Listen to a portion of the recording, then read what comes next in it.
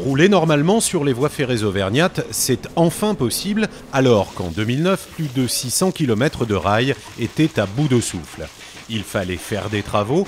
Avec le plan rail, la région Auvergne a donné l'impulsion et 60 millions d'euros. 4 ans plus tard, des ponts et des tunnels rénovés, un ballast et des rails en bon état, c'est fait et c'était indispensable. Notre réseau ferré était totalement obsolète. Il a fallu avoir le courage de mettre un terme à tout ça. Donc bien que ce ne soit pas une compétence régionale, nous avons demandé à l'État et à Réseau Ferré de France, propriétaire des voies, de participer avec nous à un plan spécial rail. Notre fierté, c'est qu'il n'y a que 3 régions en France qui ont un plan spécial rail.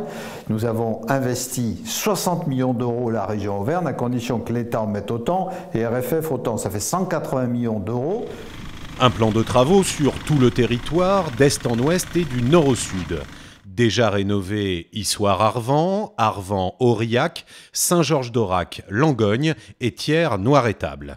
À venir dans les prochains mois, Arvent, Le Puy-en-Velay, Clermont-Ferrand, Volvic, Aurillac-Figeac, Le Puy-en-Velay, Firminy, Viescamp, Lamativy, Lavaux-Franche, Saint-Germain-des-Fossés et Clermont-Ferrand, Thiers, Noiretable.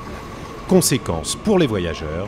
Le voyageur aura d'abord plus de confort et d'autre part il aura l'impression qu'il gagne du temps finalement à prendre le train plutôt que de s'énerver au volant de sa voiture dans quelques embouteillages.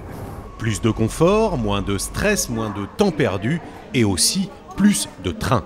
Comme on a un réseau, je veux dire, qui est plus solide, qui est plus costaud, on peut donc se permettre, la SNCF peut se permettre de faire circuler plus de trains. On augmente de pratiquement 10% sur le service 2012 le nombre de trains. Donc c'est un service supplémentaire. C'est ça qui est intéressant, en particulier aux heures de pointe.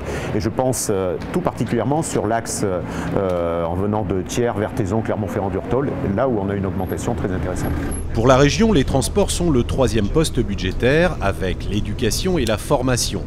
Des dépenses qui ne concernent pas seulement le plan rail, mais aussi des trains neufs, plus nombreux et adaptés aux personnes à mobilité réduite, ainsi que des gares rénovées.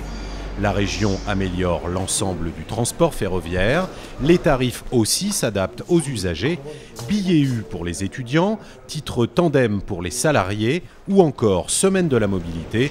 Pour un billet acheté, le retour à 1 € sur l'ensemble du réseau Auvergne.